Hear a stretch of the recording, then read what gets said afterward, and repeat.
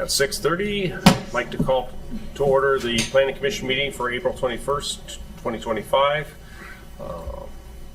Roll call, please. Mr. Shipley? Here. Mr. Walker? Yes, ma'am. Mr. Hogler? Present.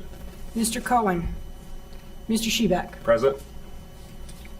All right, if you could stand and join us in the Pledge of Allegiance. I pledge allegiance to the flag of the United States of America and to the republic for which it stands, one nation, under God, indivisible, with liberty and justice for all. All right, we're gonna our next item is to swear in our returning commissioners who are starting the next terms. So we want to do them both at the same time, Lynn? Yes, that normally goes really well when we do that, Mr. Barr, as I recall. Let's do that. Okay. All right, gentlemen, come on down, Mr. Shipley, Mr. Walker, Mark will finish around for you. You're welcome.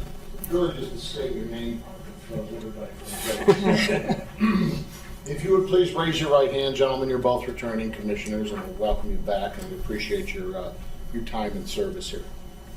So if you could repeat after me. I state your name. I, Craig Shipley Walker, Do hereby swear do hereby swear that I will support and defend the Constitution that I will support and defend the Constitution and the laws of the United States of America, and the laws of the United States of America, the Constitution and laws of the State of Ohio, the Constitution and laws of the State of Ohio, the Charter, ordinances, and resolutions the Charter, ordinances, and resolutions of the City of Twinsburg, Ohio, of the City of Twinsburg, Ohio, and I will faithfully, honestly, and impartially and I will faithfully, honestly, and impartially discharge the duties as a member of the Planning Commission discharge the duties of a member of the Planning Commission to the best of my ability as I shall answer to God. to the best of my ability as I shall answer to God. Congratulations, fellas. Thank you both. Welcome back. That's back. We need to open on these signatures real quick. And then Larry gets a copy, and you guys each get a copy.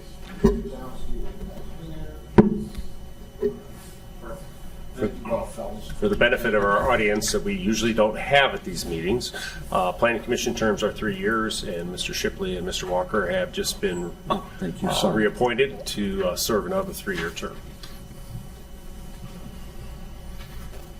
Today's the 21st.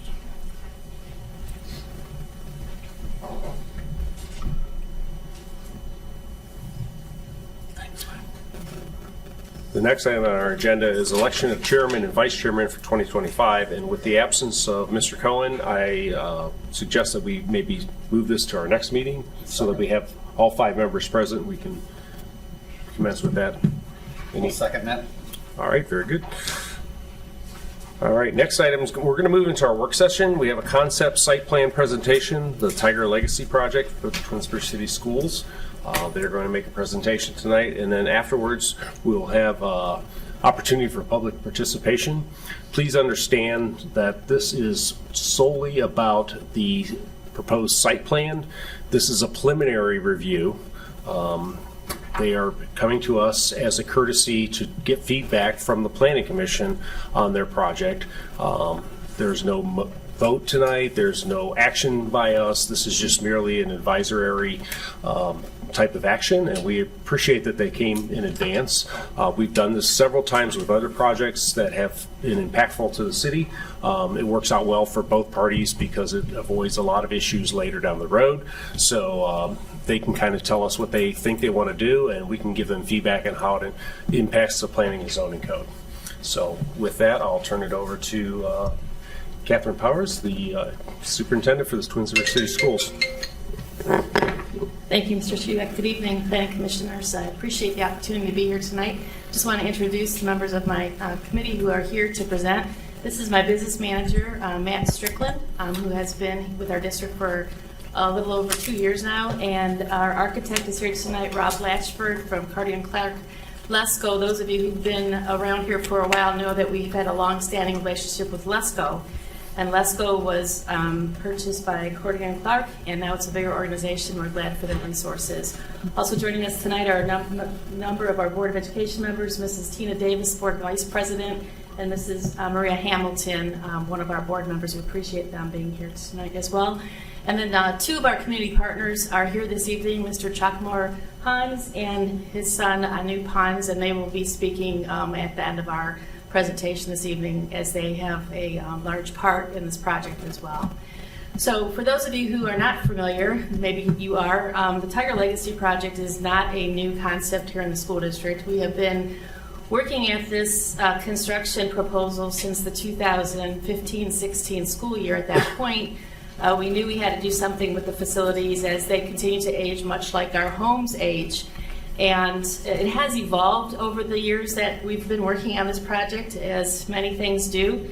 And this evening we want to present to you the concept that is now current, the one that we are hopeful with the hopeful passage of issue 11 in May. And clearly we're here tonight for your feedback, and I thank Mr. Walker for reaching out, suggesting that a meeting with you where we offer our ideas and offer a chance for your feedback is really important. I didn't know that, so thank you very much, Mr. Walker, for suggesting that we come this evening and present before you. We're not going to take a lot of time. Normally when we present about the Tiger Legacy Project, it's well over an hour. There's a lot to this, but we do want to present to you this evening the concept renderings that are our latest version of this plan. As you know, back in November, the Tiger Legacy Project was issue 33 on the November ballot, and it failed by 431 votes, which wasn't that bad given it was a presidential election, right? And we listened to the community through all of the conversations that we had with them. We knew that we would need to make significant changes based on the feedback that was offered to us. And thankfully, through that reflection, we came to a great conclusion in the project this evening that we're presenting to you. I want to back this up a little bit and remind those members of the community that have been here a while that when we started this project back in 2015-16, we actually had the new school, a replacement of just Dodge, and that was to be built behind Twinsburg High School on the site of the current boys practice soccer field. When we introduced that to then Mayor Yates, he was not a fan of that plan because of the traffic congestion, et cetera, that would potentially happen behind the Twinsburg Fitness Center.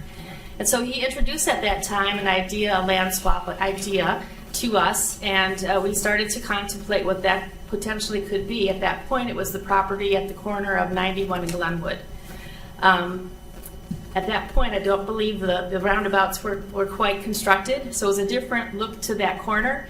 And we actually had some renderings of this new school being built at that corner. And then fast forward, 2020 happened, everything was shuttered because of the pandemic, and the only thing we were focused on at that point was keeping everybody safe and in school.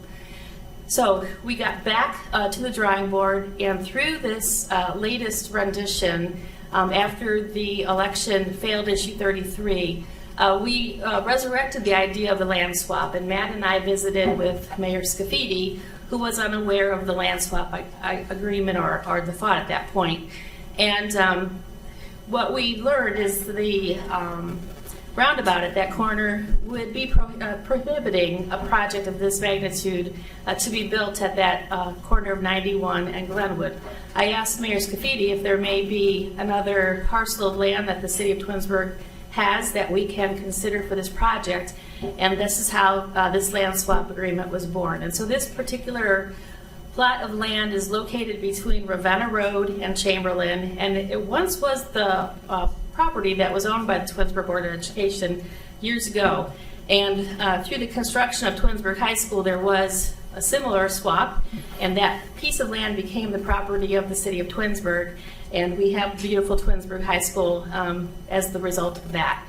And so this particular project is built on the concept of the new pre-K through 6 elementary school being built on this land swap with the city of Twinsburg. And I'm going to ask my colleague Matt to talk a little bit about the particulars with respect to this building. Thank you, Superintendent Powers. Thank you, board. Thank you, residents. So we have really done a lot of work with the Ohio Facilities Construction Commission and the architect in going around and looking at other neighboring school districts to see what is the thinking in modern education when you propose building a new building. And a large school concept is in the construction world what they call this. And as you'll see in your handout in front of you and up on the screen, if you're watching from home, I'm going to zoom in just a bit to where we can see a little bit better what the concept is. There's a lot of things that a large school multi-grade level is and a lot of things that it is not. What it is very separate houses, they call them. So when you look in the proposed project, the house furthest to the north would be proposed one-story pre-kindergarten through kindergarten house. We don't want our littlest folks walking steps. And then on down is a grades 1 through 2 house. In the middle are shared common areas like gymnasium, cafeteria, performance stage area, that sort of concept. And then the next house down is grades 3 and 4, and the next house down is grades 5 and 6. This project proposes to close Wilcox Primary, Bissell Elementary, and George G. Dodge Intermediate, as you know, which is part of the land swap. There are a lot of different efficiency savings in the model, and that's one reason that the OFCC, which is a branch of our state government, they like these concepts because there's a lot of efficiencies that come when you can consolidate grade levels. Just to give you a quick 1,000-foot view of what they offered in their partnership with us, they did a full-on facility assessment of all of our current buildings. As Superintendent Powers mentioned, that's sort of what helped us evolve from just the concept of replacing Dodge at grades 4 through 6 to a full-on replacement of 3 older buildings. In addition to that, they did an enrollment projection, and that goes out 10 years. And what that does is it helps Board of Education right-size the district and not waste money either way. You don't want to build something way too big or something too small. It helps give you a snapshot of what your enrollment will be. The good news is that in the Twinsburg City School District, we're very static across the next decade and have been in the prior decade, in that we don't project a massive loss of students or a massive gain, because as you all well know, our district is mostly built out. There's not a lot of areas where there's going to be a lot of residential growth, and what that means to a school district is you're not going to see some type of rapid influx or decrease in student count. The other 3 houses would be 2-story, while that pre-K and kindergarten is 1-story. As you'll see, the design concept, we've worked through this. The original concept on that lot, it was actually flipped, but we went and met with a lot of our condominium neighborhoods that border the property, as you can better see there, and we took a lot of their feedback about if this comes to fruition, how would you all like to see this laid out? And they unanimously spoke to us and said, could you flip it? Could you put the parking lot further away from us and the back side of the building, which would be more playground space, toward the border of that property? So we feel like the mantra for this campaign has been, we heard the community. And we have been out at homeowners association meetings in the street, meetings in the property boundaries. One interesting thing that I would say for this committee tonight is that we've heard a lot about moisture mitigation in those surrounding communities. And through that feedback and through conversations with the city, we're pretty optimistic that we can actually help with that, because by building codes, we have to mitigate the water that would be on our property. And because of the way the property is situated, we're hopeful that there might be some opportunities to tie in with storm drain and water mitigation and help the folks that border this property with some flooding issues they have due to some construction issues that they had when those neighborhoods were built. One of the things that we have worked through the last several months is the access to the lot. As you know, if you drive down Ravenna Road, there is not a road that's easily accessing this particular plot of land. And through months of conversations, negotiations with some residents on Ravenna Road, we were not able to reach an agreement with them to purchase their land to build a road and access off of Ravenna Road, which I think would be desirable, but we were not able to reach that goal. So therefore, we looked to Chamberlain, and thankfully, we met Mr. Hans and his son, and they own a large parcel of land, and at the end of our presentation, we'll ask them to come forward and explain their plans for that lot.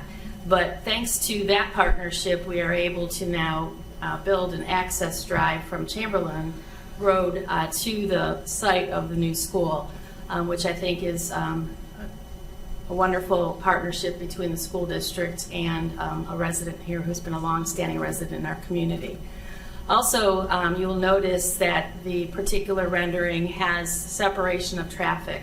If you have been at any of our elementary schools over the past 10, 15 years, you know arrival and dismissal is very difficult for families because we have bus traffic and we have car traffic. They're crossing each other. Traffic backs up onto the main roads. With this particular driveway into the school, it will have the car and the bus traffic entering through that long drive off of Chamberlain, but then it separates once it gets onto the site of the school, where the bus traffic will ring around the back end of the building. The buses will drop the children off where Matt indicated where the playgrounds are in the back of the school. And then parent traffic will be ringing along that parking lot area. The other thing about this project is we have been able to increase the number of parking spaces. When we talked about building the new elementary school across the street on the current site of Tiger Stadium, we heard time and again that there was not going to be enough parking for staff and parents and visitors and such. This site allowed us to expand our parking, I think Matt told me, by 200 spots, which is quite amazing. So that adds parking, which is much needed for a building of this size. The buses will ring the back end of the building, drop the children off at the back entrances, and you'll notice that the houses have their own particular entrances, so we're keeping the children separated. And then the buses will exit along the driveway that you'll see on the bottom of the slide there that exits out onto Chamberlain Trail, and then that goes to Chamberlain Road. So the bus traffic will be exiting the property separate from the car traffic. All right. Does anyone have any questions thus far on that? How many total students would be in the building? We're right at about 2,000.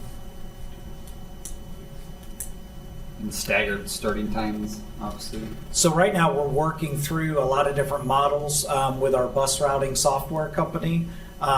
We will tandem that with traffic survey results to determine what's the least impact to the community. Right now we are trying to work it about 3 different ways. Brecksville Broadview Heights has that we've been leaning on them pretty heavily because their community is very similar and the building and property are very similar. So we're trying to see what would work best. So how many cars would you envision to start at the school in a 45-minute time? Again, that's going to be on the traffic study. I can't tell you that exactly, but that's where we think that we will have to stagger it somehow to bring that in. But I will say that this proposal at its furthest point brings car and bus traffic up to a half mile off the roadway, which right now we don't have anything like that. Well, how many do the schools have now? As far as car traffic? Yeah, just each. Hundreds. Each school is hundreds. Yeah. So times 3. I wouldn't say times 3. I'd say a few hundred probably. Yeah. So I have a couple concerns. The main driveway area, if you come back for a formal site plan approval, that's going to have to be signalized, even though it's on Chamberlain Road. Between the schools we have now, ingress and egress is just a disaster with traffic. So that's going to have to be signalized. My other concern is that their secondary drive is exiting onto Chamberlain Trail, which is not a fully improved roadway. So concerned about what the impact's going to be on that roadway, and we're going to have to partner with the city to see how the improvements can be made, because that is not a up to standard roadway.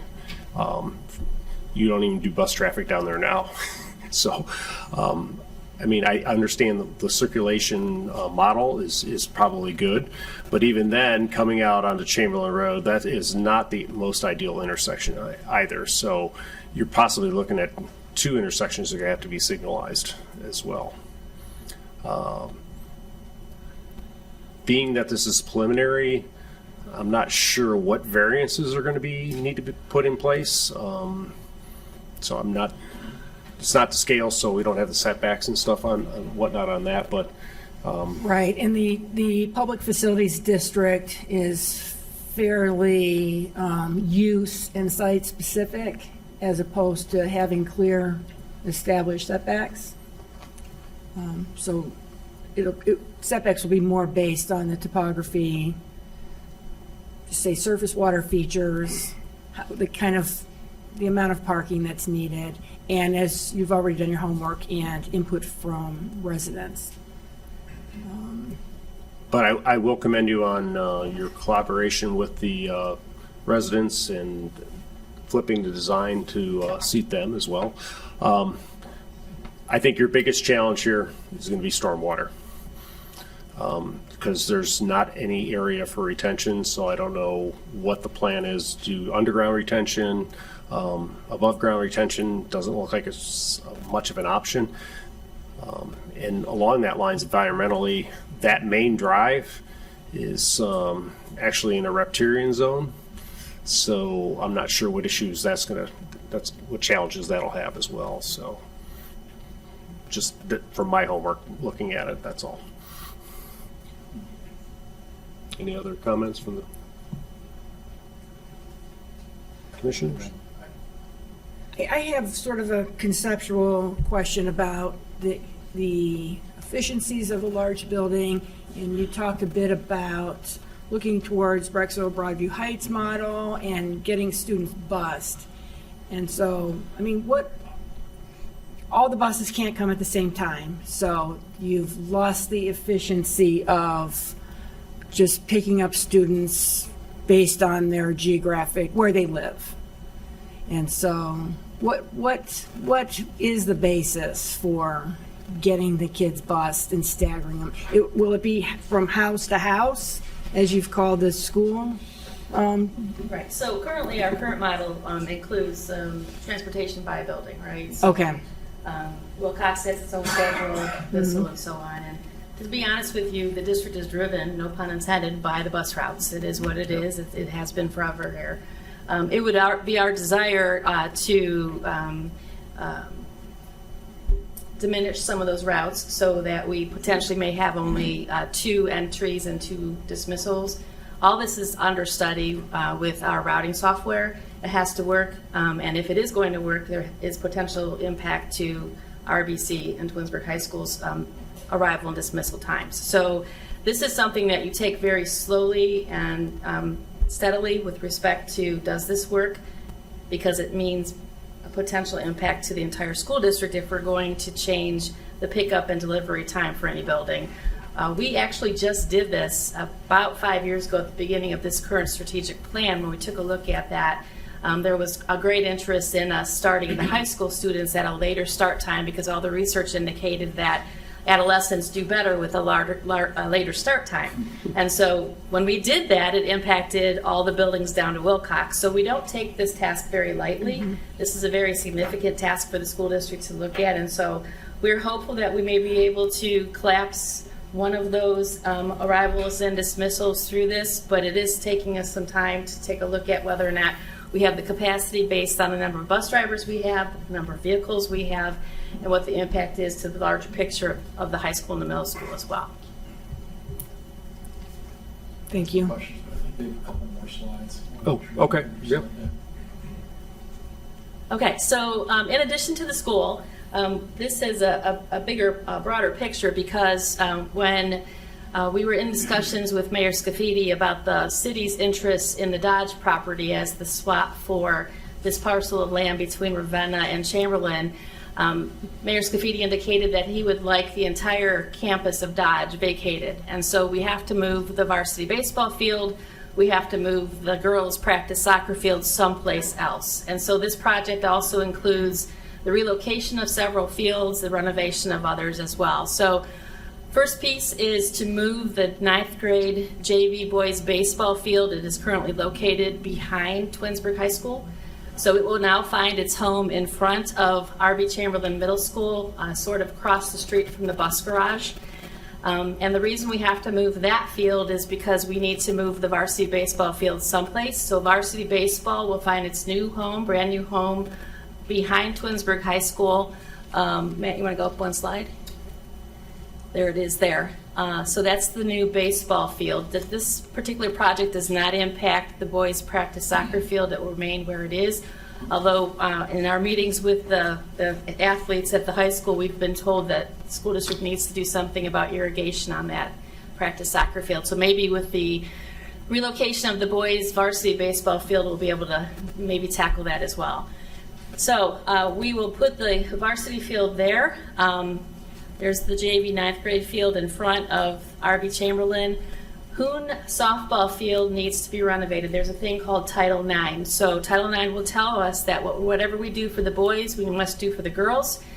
It's the right thing to do. And so when we are building a new baseball field for varsity baseball, Hoon softball field will get a nice upgrade to be in the same standard as the boys baseball field. So Hoon stays where it is, but it will be totally renovated. The girls' practice soccer field will be relocated from the campus of Dodge across the street behind Tiger Stadium. We have received very good remarks from Coach John Garber. He's the head coach of our Lady Tiger soccer team. He likes the fact that the girls' team will be close to the stadium with the facilities, won't be out there by itself across the street and separate from all the activity at Tiger Stadium. And then you'll see that Tiger Stadium is also going to get a total refresh of $4.5 million, which will give us the new turf. It is time to replace the turf. It's been 10 years.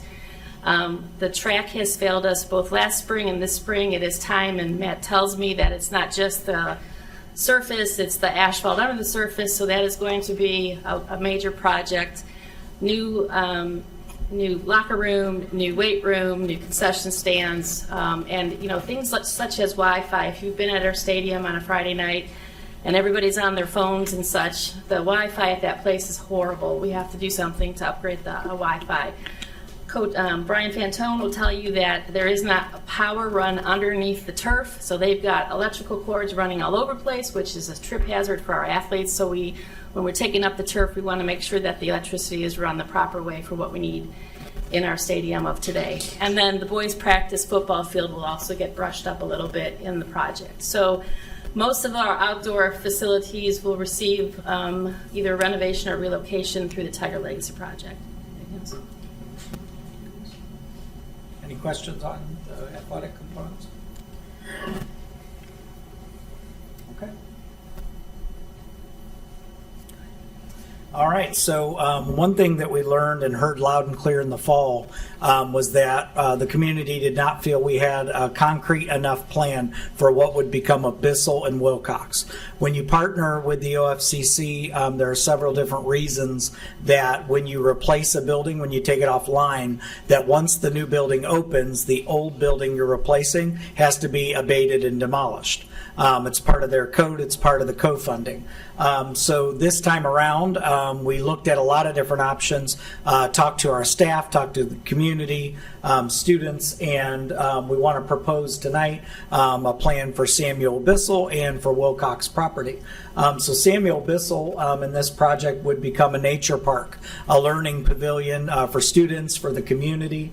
As you can see in the graph in front of you, there would be a trail sort of carved out through the woods that the cross-country kids could use, community residents could use.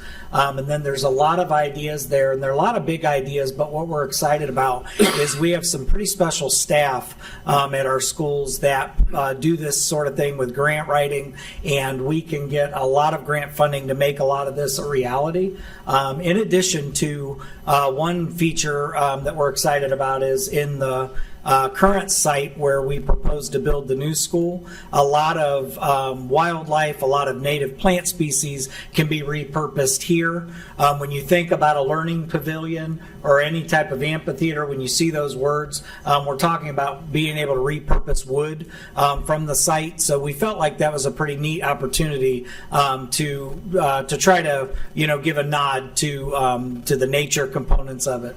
And we foresee, again, this being an extension of our classrooms and a spot where our kids can learn outside of a traditional building.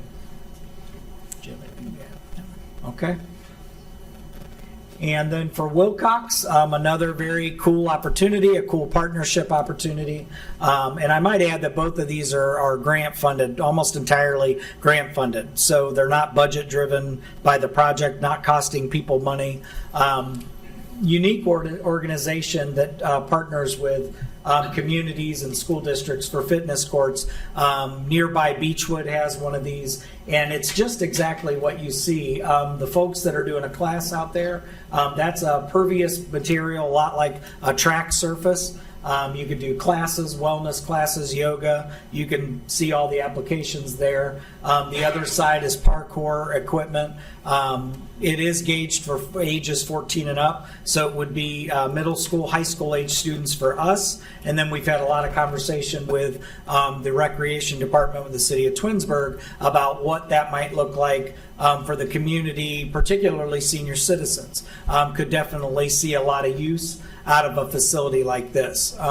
When this company goes into a community to see, are you a good partner before they start to apply grants to it, Twinsburg is a hot spot for activity. All of your smartwatches, your Apple phones, all of that track your activity, and Twinsburg's a busy spot, so we're really a prime candidate to partner on something like this. A lot of grant dollars available, so what we would propose is once Wilcox comes down, something like this would be built and a mixed school and community use. So really it's an entire multi-generational offering as part of our project. And in both cases, the Board of Education will continue to own the property, take care of the property. It would still come underneath the district's liability insurance, those kinds of things. We've received those kinds of questions too. So it's still owned by the board, but it would be given a community purpose. And at this point, we'd like to invite Mr. Hans and Anoop forward to talk a little bit about the driveway, the partnership with the school district, and their plans for their lot as well.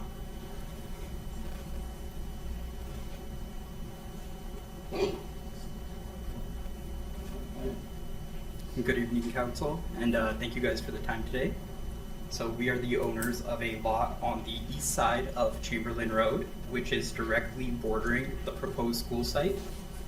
Prior to learning of the school district's plans, we did have our own plans to develop that area, which included some single-family housing. We have worked with the Board of Education and the school district to revise our plan and develop a new plan that would accommodate both our proposed development as well as the development of the new school. So the revised plan, that would have the school district take ownership of a 2.6 acre strip of land that runs along the south side of our property line, and it connects the proposed school site to Chamberlain Road. This would allow us to continue development on our parcel while also making way for the school district to develop their land. A couple things about this strip here. So we have already conducted a wetland and flood zone assessment. As you can see from the image shown, the proposed roadway will cut through the area of lowest environmental impact. And then on top of that, our own development plans will not interfere with any of these wetland areas at all. In conclusion, we do stand in full support of Issue 11 and the school's proposed Tiger Legacy project. We have already signed an agreement that would trade ownership of the 2.6 acre strip of land to provide access to the school. And then beyond this, we are willing to help with anything related to this project as long as it doesn't hinder our own development plans. So a couple of things here. This could include the potential to cut through the front of our property to extend a third extended merge lane on Chamberlain, or it could also include using some of the vacant land to ease some of the environmental concerns for a retention pond. Any questions?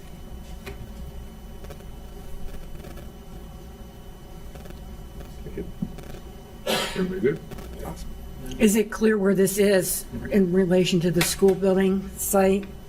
North of the main entrance where the cars and buses will go. Yeah, Yes, this That's is the main bottom part of entrance. that image, right? Yeah. The road access. I mean, I haven't seen your development or what you have What's that? planned, so I guess I can't really comment on it. no, I mean, I think It'll it's affect what you want to zoned do. residential right now. Yeah, it is zoned residential. It's gonna, yeah, there'll be some challenges. Right. I mean, with this layout, you could deed restrict the wetland features and not impact them as was noted. But the roadway, and this was also indicated on the school site plan, crosses the creek at the south You know, boundary. I mean, there's already an existing drive crossing and an existing house, correct? Yes. Yeah. It's a similar land with the Bissell and the Wilcox properties. Any use issues there that you see? No, I mean, it activates those sites maybe almost more so for the, not the nature center site, but the recreation site, but maybe in a good way.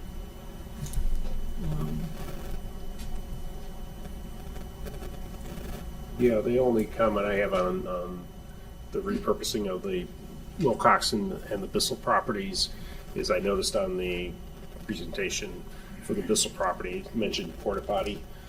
I would say that we need to have Yeah. regular restroom facilities at both sites if they're gonna be public facility use. Thank you. Thank you, guys. Thank you. Thank you. Now I've got my questions. Mrs. Powers, I'm surprised you don't have a cot back here. I've always had a great working relationship with you, and I appreciate you coming out. I don't want to take credit. It was the chairman who mentioned it some time ago. And, whether people agree or disagree with this, you all have gotten out there, put yourself out there for engagement, public comment. I really appreciate that. And the two things I'll mention are not surprises. I talked to Mr. Strickland about it. I've got a little bit of a development background myself. So first on the wetlands and the floodplain issue. And I don't know if this is better set for you or the architect. I don't know if the architect's handling the environmental compliance. Have you all reached out to OEPA or Core Buffalo District for preliminary thoughts about this? Not directly yet. Have you done an initial assessment just on your own, just kind of gut checked it? We've looked at all the mapping and, the Summit County map and the national wetlands maps that we generally located. We'll have a survey done first thing to show where they are exactly. And then this is a concept for the building, so obviously it's adjusted as we map out those specifically. But generally, where those things are on the site, the building fits. But we may have to adjust things based on refinement, mapping. Right. Do you, and I'm not holding you to anything, do you anticipate any wetland buyback mitigation, anything like that? On this Okay. Second point, and I know I talked to both of you all about this, about the fitness courts. So Beechwood actually paid, I think, net $200,000 for it. And I'm not saying anything in public that I haven't said in private. And I'm glad we got two board members here because ultimately this is your all's resolution, your decision that you are proposing to the residents. Yeah, the cost of the city for Beechwood Fitness Park was $206,000. They did get a grant. Hopefully you can find grants to make it a net cost of zero to the district because, we've had emergency levies, operational levies. I do worry about you getting the business of running a park. We do have a parks district. I'm not saying I'm against it, but, making projections based off of grants that can be dubious. And I know with new administration, you all are dealing with funding issues on a primary and a secondary and a tertiary level. Those don't really relate specifically to the planning issues, but it's just something that I see with the whole fitness courts idea. And I've told you, and I know you all do your diligence, there are some places that really like fitness courts. There are some places that have not liked the idea of working with fitness courts. I would say overall, reading the articles on it, there's more favor than not favor. My big concern is just there's going to be the grant, but how much skin are they going to want from you all? Thanks. Mr. Hodler? No, I'm good, thank you. Mr. Shipley? I just had one more. So you're going to own the areas where we tear down the old schools, you said. You're going to own that. Where's the land swap then? I guess I'm not following the land swap with the city. Sure. So the land swap would be the city of Twinsburg would be the owners of the entirety of the Dodge campus. So the school would be demolished once our new school is built and we're able to transition the students into the new building. That building will come down and the city of Twinsburg will do what they wish with it. They would like ownership of the current baseball field and the girls' practice soccer field sooner than later. And so as soon as the construction or renovation of the fields occurs, we'll get the girls' practice soccer field and the boys' varsity field off that campus, moved across the street. And in turn for that, the Board of Education would receive the property, the acreage between Ravenna and Chamberlain Road. Mr. Hans mentioned the 2.6 acres of land from their property. In exchange for the board securing that as their property, the Board of Education would then be swapping the current location of where the Board of Education office is at the corner of Ravenna and Glenwood. That would become the property of the Hans family in exchange for the 2.6 acreage that would be constructed into the new driveway. Okay. I missed that part. The two smaller schools is what you're keeping. And Right, and when we were swap. on the ballot in November, the residents spoke loud and clear, like, you have to have a plan, because there was a concern that the board was going to sell the land to a developer, and then we lose control over what happens, what's going to move in there. And so we took that to heart and had lots of internal conversations with the board. What can we do with those properties that would be able to be giving back to the community in a good way? And one of the things that we struggle with our kids today, they're on those screens too much. We need to get them outside, enjoying outdoor education. And that's how this idea was born. As Matt indicated, Cindy Kurt is a huge environmentalist. She belongs to a number of commissions here at the city of Twinsburg. We're relying heavily on her and her experience with outdoor education. And that's how that idea was born. Okay. Thank you. You're welcome. So I guess I'll round it out.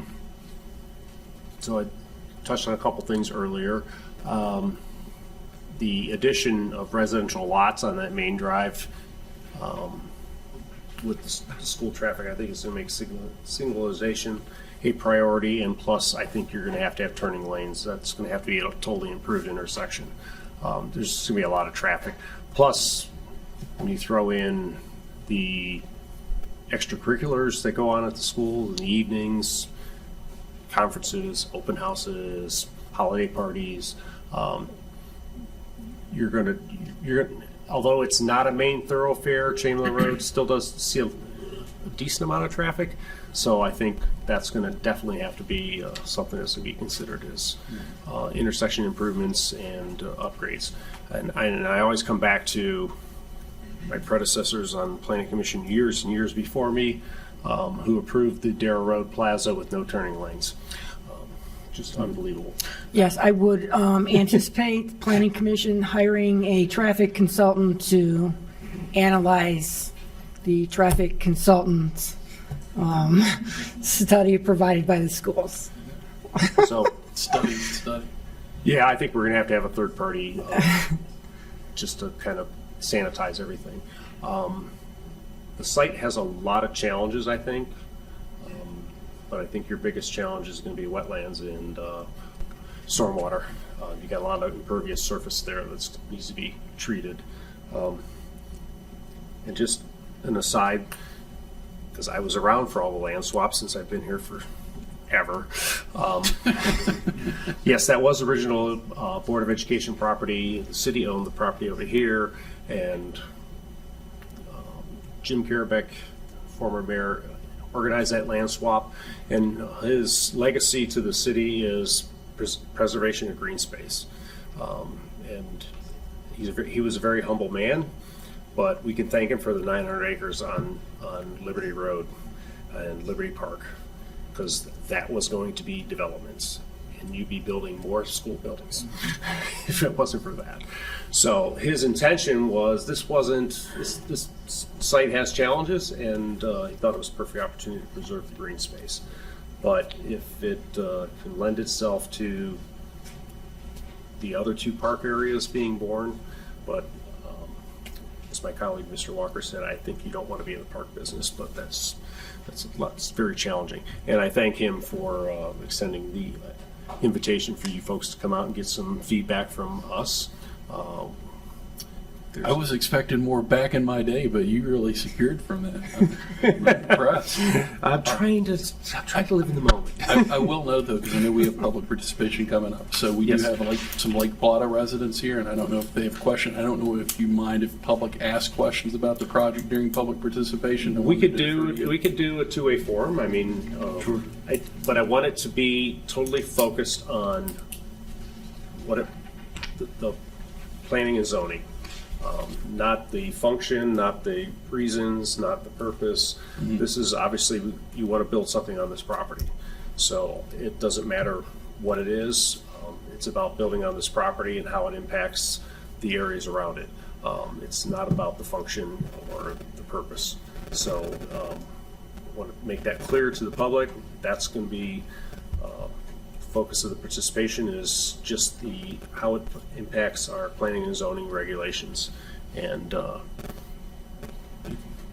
from that nature. So if you're open to being questioned, Sorry to put you on the spot. Not a problem. Thank Figure you. kill two birds with one stone for you if I could. Thanks. so with that, we'll, Mr. Barr, do you have anything? Nothing. Okay. Lynn, anything else? Nothing else? All right, we'll open it up to the public. Again, this is mainly related to the site development as it focuses on our planning and zoning. So anybody from the public wish to speak? Please come up, state your name, address. Karen Pollard, I live in Lake Plata. When they do the traffic study, are they going to do the traffic study going through our homeowners association? There's 200 to 300 cars that are going to be coming off of the parking lot, so on like that, mainly cutting through our subdevelopment. I can see it happening. Are they going to take that traffic study out that far? I mean, because it's a really good cut through between Shepherd Road and Chamberlain Road. And we've got Children's, we've got a tot lot right there, we've got all of that going on. And so they have to take into consideration 300 cars coming through that subdevelopment. So Lynn, correct me if I'm wrong, I believe the traffic study will be encompass of the area, Okay. not just that specific area. But I will say that if you notice, most of the subdivisions that were built later in time here in the city are not direct cut-throughs. So in other words, there's not a street that goes straight through like East Idlewood. 'Cause Oh, that- I understand so, that. yeah. But it's, And the reason was everybody is cuts that- through now from Yeah. Shepherd to. The reason was to to Chamberlain. deter people from taking that shortcut because Right. it's not a direct, straight route Right. through. But Lynn, do you have anything to add? We can take that into consideration. Good point. Yeah, I mean, Yep. you're going to have children through there, you're going to Yep. have everything else, and that's going to be a lot. The other one, she mentioned that the Board of Education building is coming down, the one on Ravenna Road, or did I mishear? So, thank you for the question. So the board's property at the corner of Ravenna and Conway, across from Circle K, Yeah. is part of the land swap with Hans family. So we'll take ownership of the 2.6 acres to build a driveway into the new school site, and the Hans family will take ownership of the Board of Education property there. So where's the Board of Education going to be? We are relocating to the lower L pod of the Twinsburg High School building. When the OFCC did the study, what they were able to identify is that there is ample space at Twinsburg High School to be able to move the board property there. Actually, they even said that there was ample space to move the entirety of RB Chamberlain into the high school building, which I can't imagine, but that was what they said. They based their numbers on square footage only. So they're not talking about programmatic needs and such like that. But there's enough property available or enough space available in the high school to be able to move the Board of Education offices up to this building across the street. Currently, we already are separated in the sense that Mr. Strickland's business department is at RB Chamberlain, our People Services Department is at Twinsburg High School, and the rest of the staff is down the street at the Board of Education property. And moving us all to the lower pod, L pod of the high school, we're finally going to be all in one space. It'll add efficiencies to our organization. Thank you.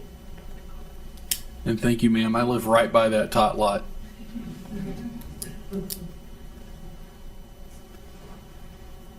Lynn, is the Board of Education offices still commercial, or did that get rezoned to public? I think it's Public Facilities District.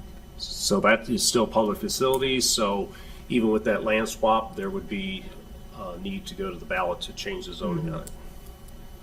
Hi, I'm Patty Stoddard-Dare. I live in Lake Plata as well, so I'm familiar with the area. And my question is, I can't understand when I'm looking at the maps, is the entrance before, like towards the Board of Education side of Chamberlain, it's before the underpass? And then is the exit on the other side of the underpass? The reason why I'm asking the question is it seems like what you said, like they're gonna have to widen the road, but there's the big, huge pillars that are holding up the highway that don't allow, I can't imagine that it would allow for that There's some- part of the road to be widened. There's some site issues at the Chamberlain Trail, egress onto Chamberlain. So Yeah, so he pulled it back up on the graph there. The one off of Chamberlain Trail that connects to Chamberlain Road that is on the other side of the highway, and then further up to the north on Chamberlain would be the primary driveway. So they both are past the highway, if you're thinking of it that way, closest to the Board of Education office. So, yeah, north of it. Is that better visual for you there? Yeah. Okay. That's why we need a laser pointer. Peter Gentles with Lake Plata. Just one question.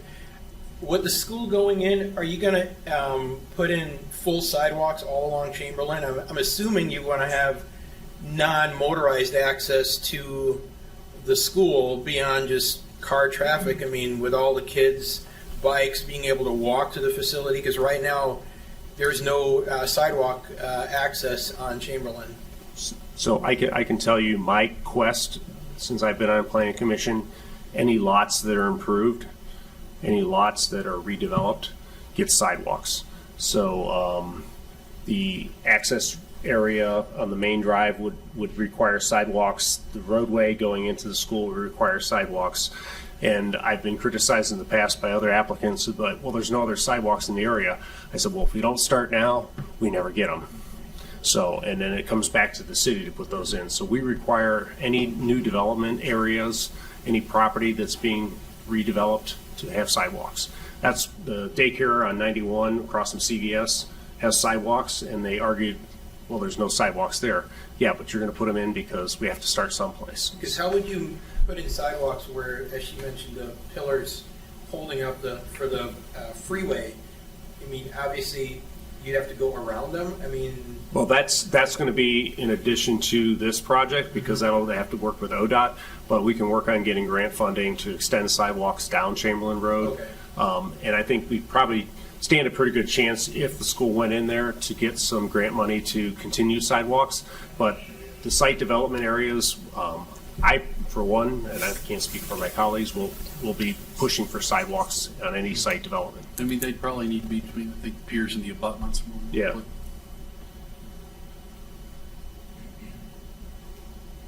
Anyone else?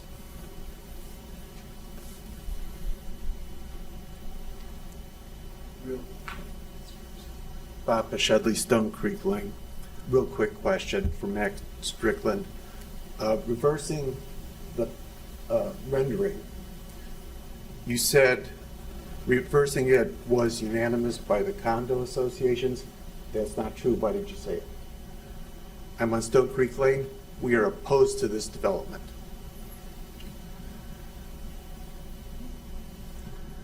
The only thing I'll say to that is the residents that we've met with that border the backside of the property, the first 2 meetings that we had, we heard that over and over. The building was totally flipped, and everyone that we talked to did say that they would prefer the layout this way. But I'll circle back to what our architect said. It is still fluid until you've broken ground. For example, Superintendent Powers and I are at a homeowners association right over there Wednesday night, so we look forward to even more feedback.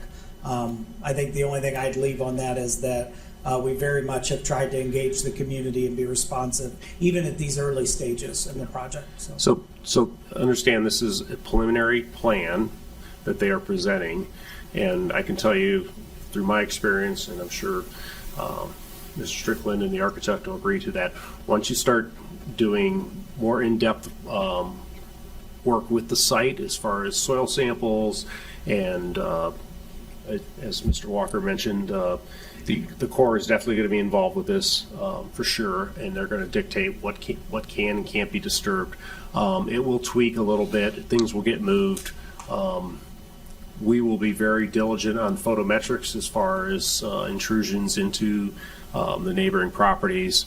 And then as far as, sir, your questions, anything that's going to be outside of the code will require a variance, which will go to the Board of Zoning Appeals, which is another body where you definitely have the right to voice your opinions to that. So I think, and I know, not speaking for the architect, but I think he's trying to maximize the design at this point, and then they will pull things in as need be as the site develops. So, sorry, I didn't mean to speak on it.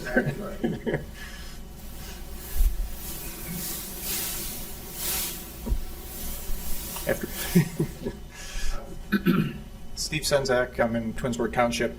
When you're talking about traffic study, if you look at the geography of the district, you're going to have a significant, maybe 90% of the traffic is going to be coming south on Chamberlain. So the intersections at Glenwood and Ravenna at Chamberlain are going to be significantly impacted, especially left turns off of Ravenna onto Chamberlain. Yep. Yeah, I think we're going to have to look at overall signalization and updating that. Ma'am? My question really goes along with that. Concerns with, I'm a Lake Plata resident as well, concerns with the traffic on Chamberlain, as well as being able to put adequate traffic lights in front of the schools. If you were like leaving Lake Plata or coming from 82, driving towards Ravenna, would you be like, where would you be putting a traffic light in that situation to not be blocked by the freeway, being able to get into the school? So I just wanted to add that additional concern. Yep, I think the whole ingress and egress intersection areas are going to need to be evaluated. The one thing that I'll add with that, with the traffic study, we partnered with TMS engineers, and they are doing some quality control and finalizing that data. It's nearly complete, and at that time it'll be shared with our Board of Education and then, of course, the city for us to look over those results. So I look forward to Mr. Schweigert's summary. There's a little old Ford Focus or something sitting right on Chamberlain going in. I thought, that's the traffic study. I know there's for sale sign keeps sitting there, and I keep thinking it's the traffic counter. It's not. Somebody buy that car so I can be less confused.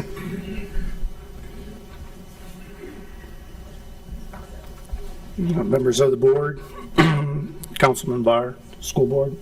Don Simon, 9651 Chamberlain Trail. So I'm one of the ones on that Chamberlain Trail. I've been a resident at that location for 34 years, been a resident in the city for 48. Obviously, I have a lot of concerns. It might be just me, but I think there's others that have concerns. All the homes that are on that street are on wells, so obviously that's a big concern for us. Nobody can guarantee if there will be an impact, but that is a concern. Everybody except for one are on septic systems. People don't believe that there are people on wells in the city, but that is all wells. There's 3 streams that flow through that property. That drawing shows 1.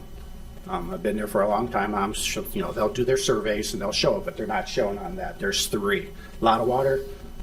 It's very wet and it does flow through there. Doesn't mean it can't be built, but there is a lot of water that flows through that property.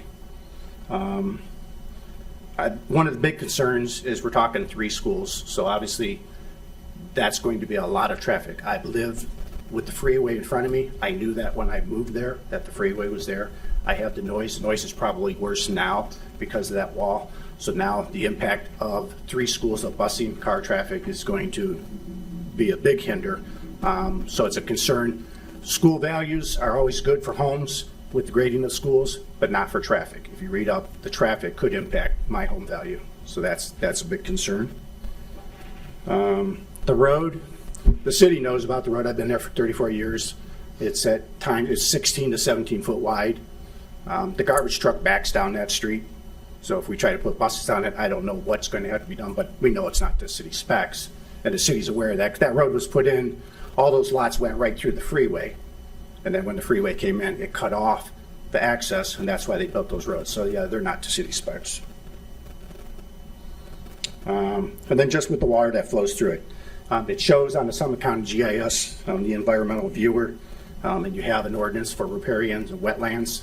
And I just hope that's reviewed in detail and followed, if the project does move forward. Thank you. Thank you. Anybody else? Yes, ma'am. Patty Dupre for Lake Plata as well. My main concern or question would be, this is coming to vote in 2 weeks. How are we going to cover all these contingencies, dotting all your I's, crossing all your T's before it goes to vote? Because if it does pass, but none of these contingencies work, what happens? All these planning, like we still have to worry about the roads and the traffic lights and sidewalks and all the traffic patterns. What is going to happen if none of this can be approved through the planning commission? So understand they are in a difficult position, and I think that's why they're before us tonight is trying to get some initial feedback. They really can't move forward until they have funding. So, their focus is on getting funding. And I'm not speaking out of turn for you. So that issue is going to move forward, and it's up to the voters if they want to approve the funding or not. If the funding is approved, then they can move forward with more detailed designs. We can start reviewing some of these issues that are going to be relative to that project and getting more definitive plans in place. But right now, everything's is kind of in limbo because they don't have the funds to move forward with environmental studies, groundwater studies, soil studies, and things of that nature because they just don't have the funds right now. Am I correct? The only other thing I'll add to that is we've been asked a lot, like, what soil borings have you done and stuff like that. At this stage, when you're doing a land swap, we don't own that land. The city doesn't own our land at Dodge. But we both have been combing through all of the state and federal documentation that exists for the properties to determine, before we ever got to this stage, does the county and state, does the Army Corps of Engineers say that this lot is buildable? The answer is yes. We can't go in and do what's needed to be done for the soil borings and that until we own the land, because you do have to clear a certain acreage of woods to be able to do that adequately. We can't come in and clear city property. We don't own it yet, just like they can't do that at Dodge. So you rely on the county and federal records that exist to tell you, is this even worth pursuing? And we did all of that legwork, and the architect did on the front end of the project. And then just as you spoke, when the funding comes available, then you really jump in and you start to develop it. You engage the community on. I am proud to say sidewalks are included on anything you see that's ours. But of course we know that we would partner with the city on what other developments need to be made. And those are accounted for heavily in our budget for the development of that property. Does that help? Maybe. I hope so. Yeah, understand it. It's still a pretty fluid situation right now. They're basing their assumptions right now on historical data, and like Mr. Strickland said, they can't get any more definitive data because they don't really own the property. So it's all kind of conceptual right now. Anyone else? Just to point out, it's not unusual in instructional schools. Yep. Are in this process. You don't have all final plans at the day of voting. Yep. It's not unusual for any project at this point. No, it's a huge undertaking, and it requires substantial funding, and until you can secure that funding, things can't get firmed up. But, at least you're coming to us in advance, getting some feedback, and everybody's talking about it, so that's a good thing. Anyone else wishing to speak before we close the public participation? Anybody from the panel? All right, we're going to close that portion of our meeting out, and we'll move into our new business. It begins with lot split consolidate. If anybody wants to leave, you really don't want to sit through this, feel free. You're not going to hurt our feelings.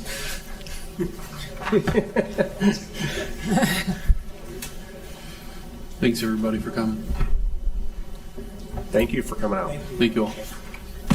All right, item number 1 is lot split consolidation, 9385 Shepherd Road, permanent parcel number 64-01251. Tom. Oh gosh. Shadow. Derek Burtis. Thank you. Thank you. Please let us know what you're looking for us from tonight, and feel free to present. Okay, yep. We're, again, Tom Fischetto and Derek Burtis, and the property is 9385 Shepherd Road, and we're looking to split that property into 4 1-acre lots. And back in November 15th, we had a meeting at City Hall with our attorney, with the mayor, law director Matt Pistana, city planner Lynn, and the city engineer Amy Moore concerning this lot and splitting it into 4 1-acre lots. And you could see in the application package the lot configuration, the 4 lots, 2 in front, 2 in back. So there's a 11 by 17 map and then a regular size map just for your review if you want to write anything on it. And as a result of the meeting we had on November 15th, we collectively decided to utilize the private right-of-way and access easement as a method to get to the back lots, the back 2 lots. Okay. And again, you can look at the survey map and you could see the private right-of-way access easement. It's a 30-foot wide strip of land that opens up to a 75-foot wide front lot line when it reaches the back lot. When it reaches the back property line, that's when it opens up to that front lot line. And there's one right-of-way for the parcel A back lot, and there's a second right-of-way on the south end for the parcel D lot. And you can see that on the survey also. So in this private right-of-way access easement will automatically transfer with the appropriate legal documents, and we included a example of the legal document which was provided by our attorney, our law firm, and it can also be found in the application package. And so this access easement is legally binding, and it will be tied to the land. It's not tied to the individual owners. And our attorney referenced it as it runs with the land. Okay. So it sticks with the land. When someone sells it, it goes with the land. And so this is in replacement of a flag lot, which is a typical scenario. But this allows us to come through with this, and we don't need any changes or variances with this, going through this, and that's why we all kind of came to this conclusion. And if the front lot, or if the back lot sells first, then we'll assign that private right-of-way, Derek and I will assign it to the buyer of that back lot. Or if the front lot sells first, then we'll have that buyer of that lot, they'll assign that right-of-way to us, and then we'll assign it to the back lot owner when we find one. So, you guys, any questions on that? Or? I feel compelled to remind the commissioners, is this the same exact lots that you approved a year ago? Only instead of it being a flag lot, the access is through an easement. Other than that, it's essentially identical. Yeah. Isn't it functionally still a flagpole lot? Yes. I mean, I get the whole running with. We Yeah. did that in Yeah. practice. Yeah. It's still functionally Yeah, a flagpole lot. exactly. Instead of the Yes. back lots actually owning the The access frontage. way, it's an Yeah. easement now. It's an Right. easement, correct. Which they'll have the right of access to. I mean, Yeah. legally the right of access. But it's still functioning. It absolutely. Like I draw a line on the dotted lines and it's Yeah. still same Yeah. thing. Excuse me, some of the audience members are having a hard time hearing you. Okay, sorry. No, Oh, I sorry. just said basically functionally it functions like a flagpole lot. Yeah, it does. Can you explain why we're going the easement route? Like, what's the justification for switching from the flag to the easement approach? No variances are required going that route. Did you have trouble getting variances last time, or? BZBA did not approve. BZA didn't. Yeah. Yeah, they didn't make it through Yeah, BZA. we had 4 variances that were required Yeah, for the flagpole lots. for the flagpole lots. Because I'd much rather not pay taxes on an easement on a driveway that I don't use, right? I mean, you pay on the acreage, right? So. Yeah, so basically the front lot owners are still technically own the property. Yeah, Correct. They're granting an 1.3 easement acres. for access, Correct. which I think is less cleaner than flag lots. I agree. So, And everybody will be obviously aware of that. I mean, Yeah. they need to be. My question, and this is my ward, so these are Lake Plata people. To me, the big money question is what about the stormwater mitigation, which is a Yeah, big that- issue. And the second question, Okay. is BZA mentioned it, I think the chairman of the BZA mentioned it, was access to fire protection. And I believe she mentioned something about fire trucks and accessibility. You may, this is your job by day, so maybe you can answer it. Those are the 2 things I think I'm interested in. I'm pretty sure the residents will ask about too.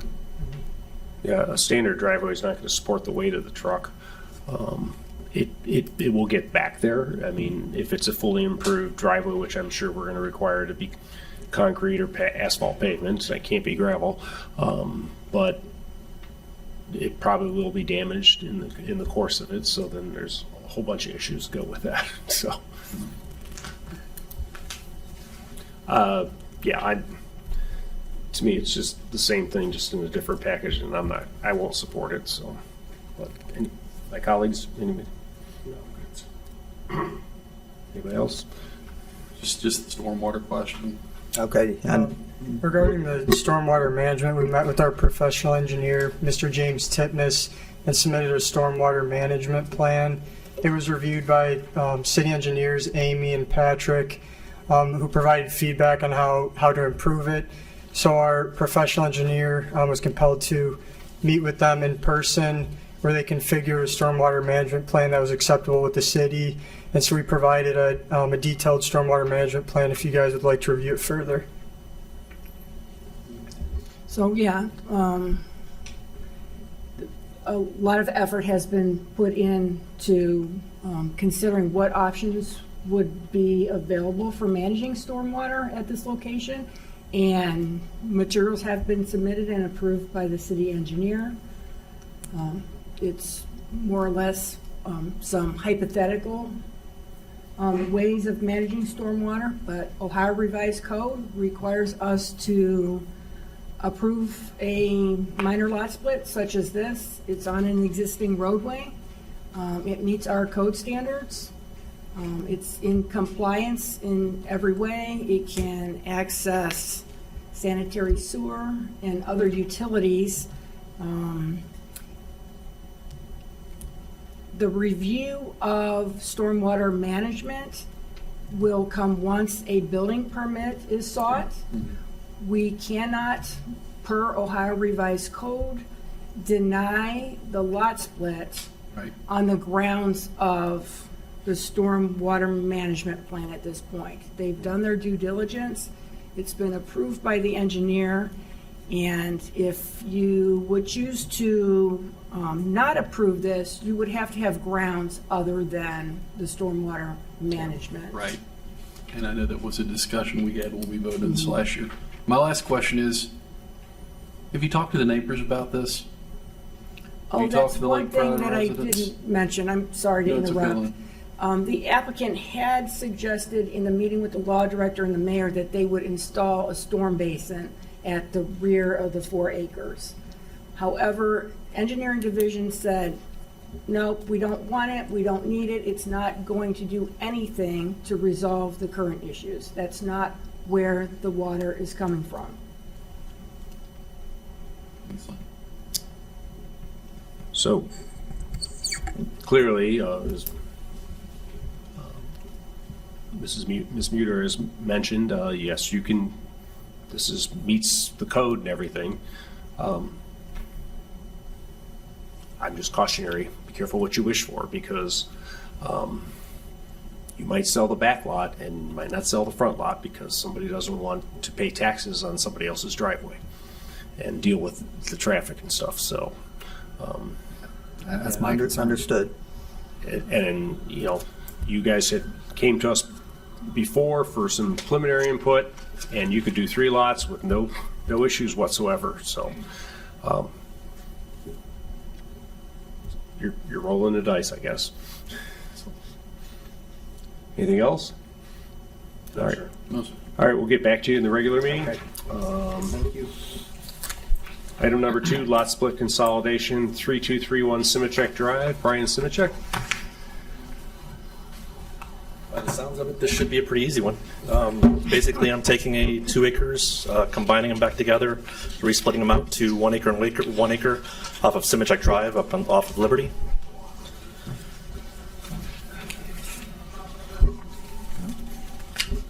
So this one is a redo as well.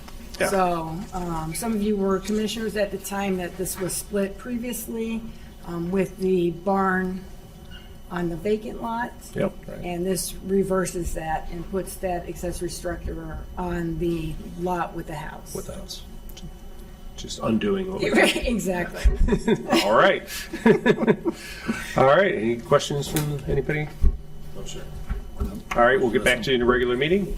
Okay. Item number Oh, I'm up. Item number 3, planning and zoning code amendment. Lynn? you have- Okay, so this one is relative to our new code.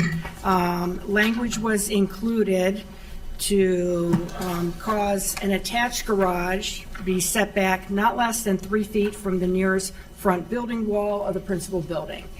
And so the concern was, well, does that make a lot of homes in Twinsburg non-compliant relative to that?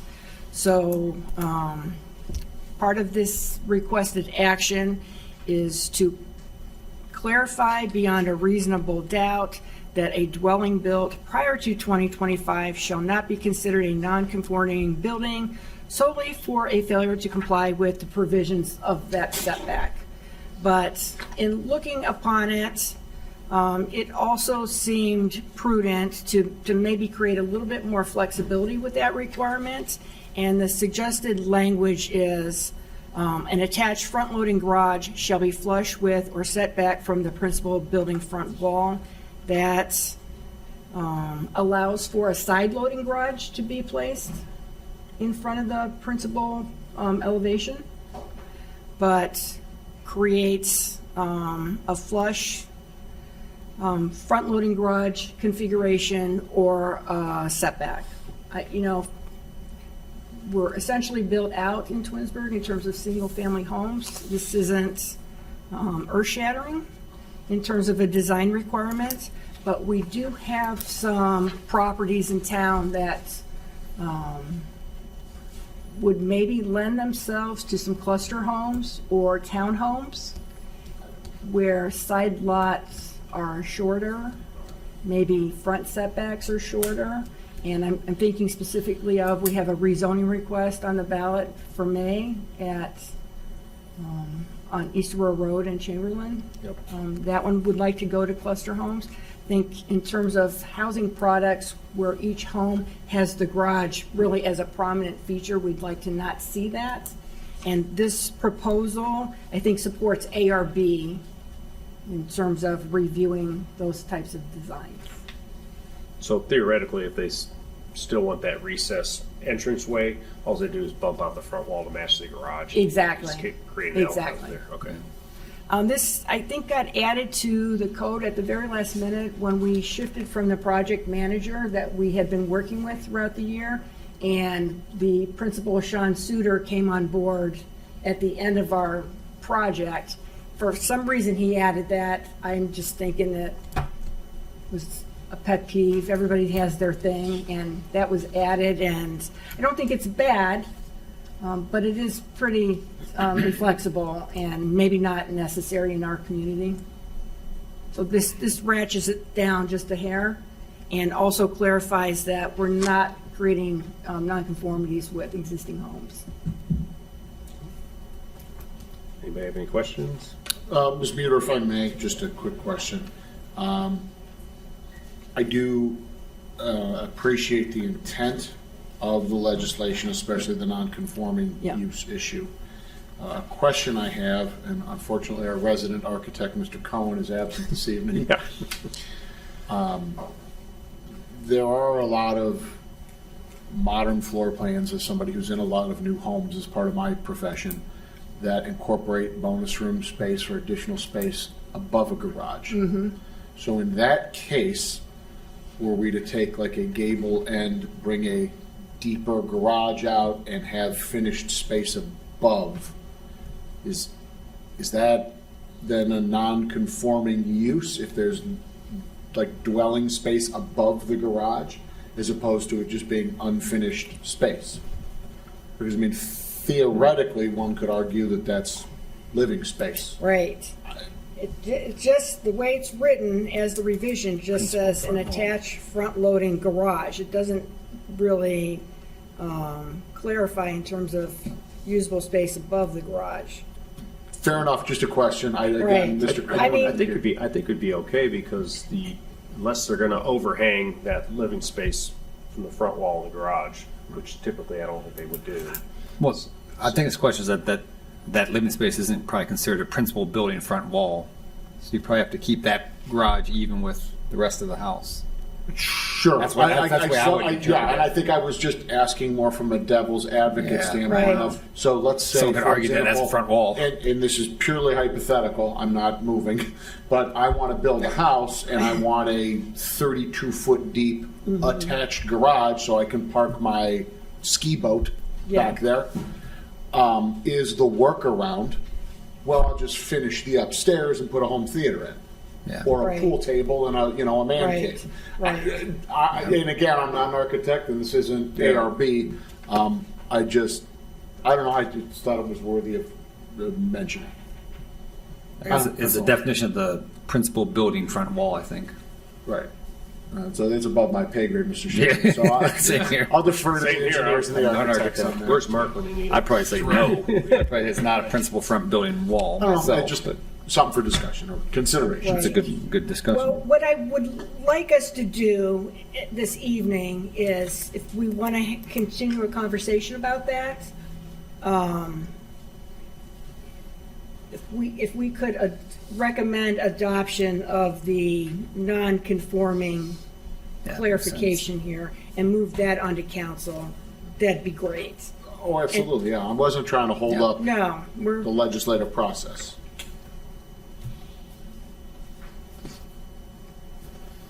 I had sent an extremely lengthy email to the ARB chair and to Mark Cohen regarding this, and I may have added more confusion than clarity, so we could revisit this for sure.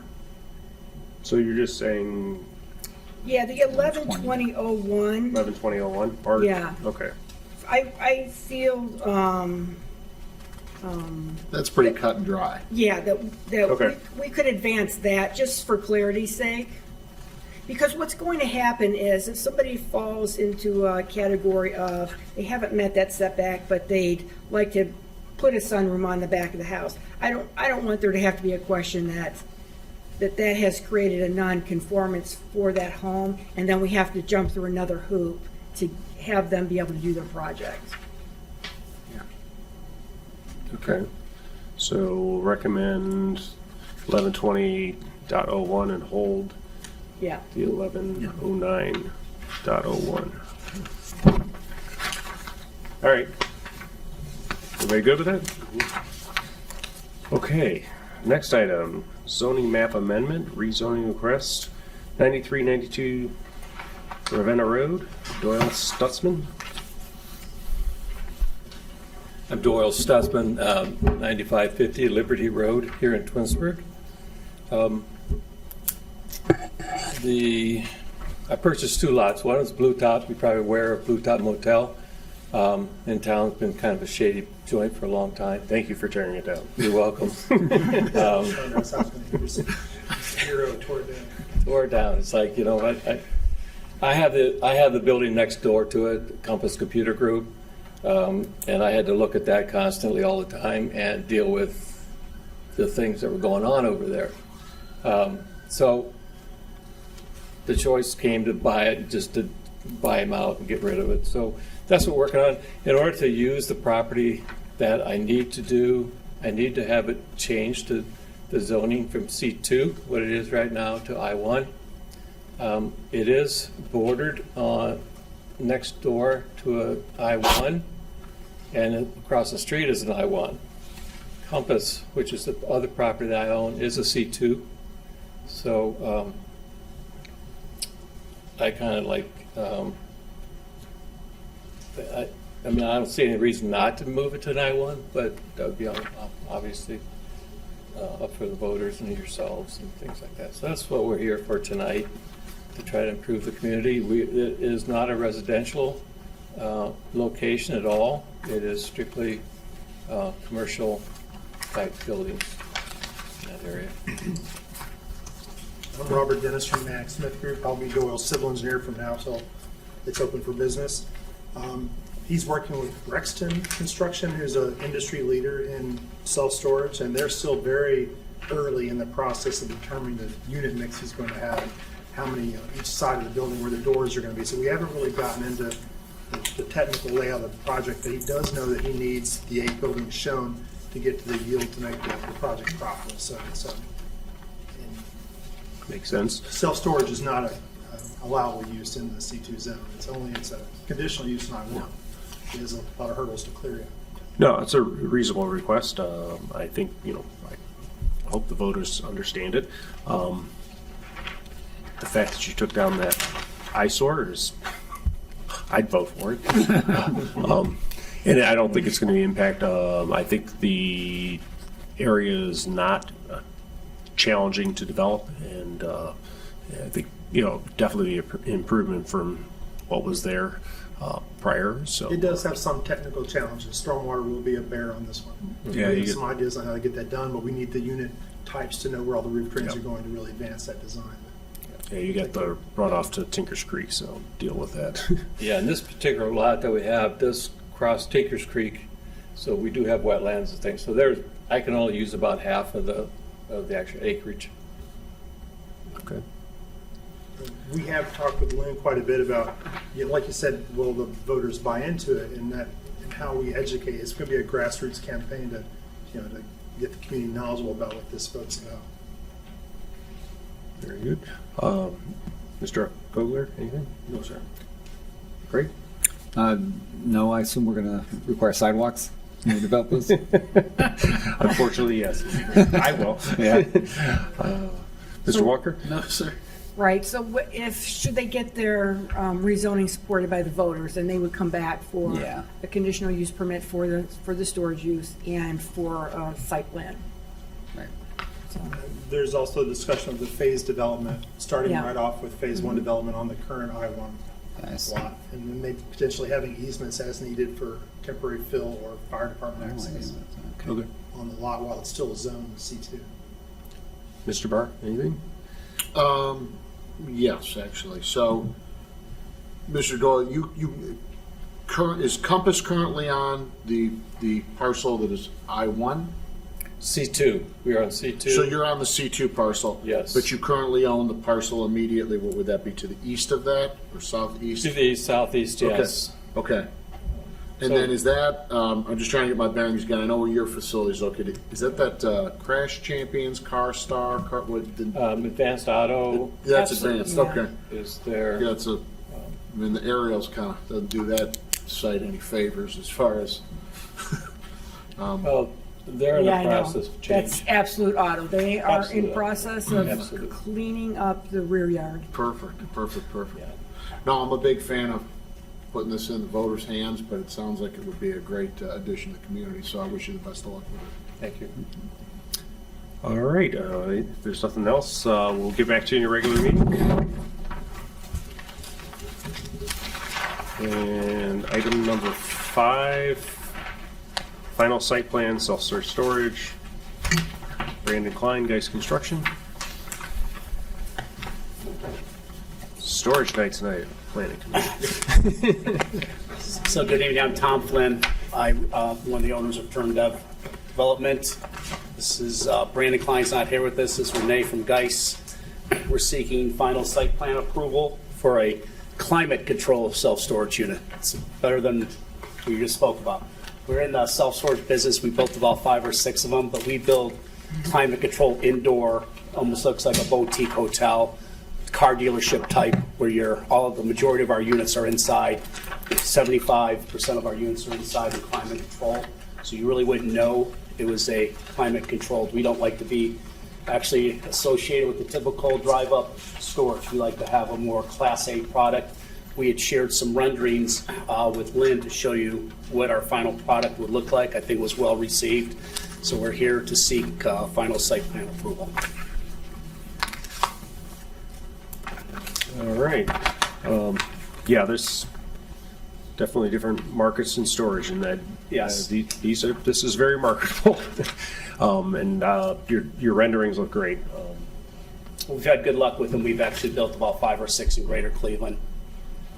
Yeah, I'm good with it, and it meets the code. It's properly zoned and everything. So, Mr. Kohler, anything? No, sir. Mr. Shipley? Yeah, it's mainly just on, I guess, the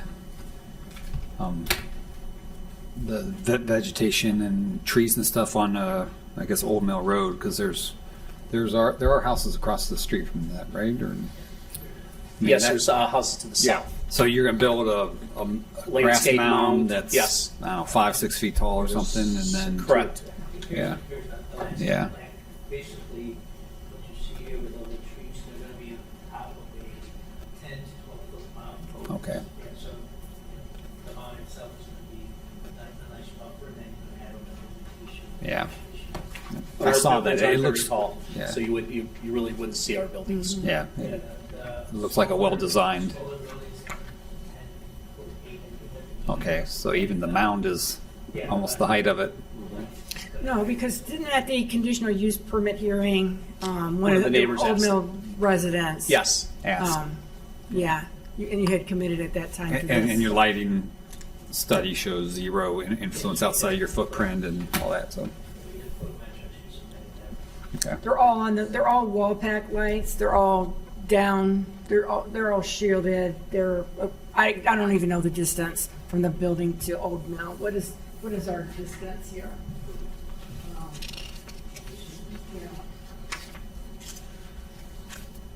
We did make a commercial grade driveway around the property for fire access. Nice. Oh, wow. Yep. Okay. I think that's my main concern. I guess traffic should be fine on 91. We actually hope to have no traffic. Just as a point of reference, we're almost like a funeral home. If we get more than 4 customers a day, we'd be shocked. We are slow lease up. The market rates on these things are, you lease up usually about 3 to 4% a month, and you're in about 2 years you lease up to around 90%, but it's just a slow lease up. It's our average customer is a suburban housewife who's looking to declutter her house and her garage. You know, quite frankly, how we got into it, we're in the development business, but as you might all know, Northeast Ohio was pretty much a World War II bedroom community where the majority of houses didn't have basements. Even when people build today 2-car garages, there's still not enough room. Yep. Some people put showers above their garages these days. True story. I used to buy shower doors from him. Now, are the smaller buildings, are each unit accessed from the exterior? From exterior. Yeah, okay. Yeah. And what we did with those, we do a little bit different market. The average storage facility will have an 8-foot door. We make ours 10 because we believe there's a demand for people with jet skis, landscape contractors, and we make them a little wider so they're not hitting the sides of the walls as they enter. Okay. Mr. Walker? If you wanted to look at one, we just finished one on Cochran Road in Solon.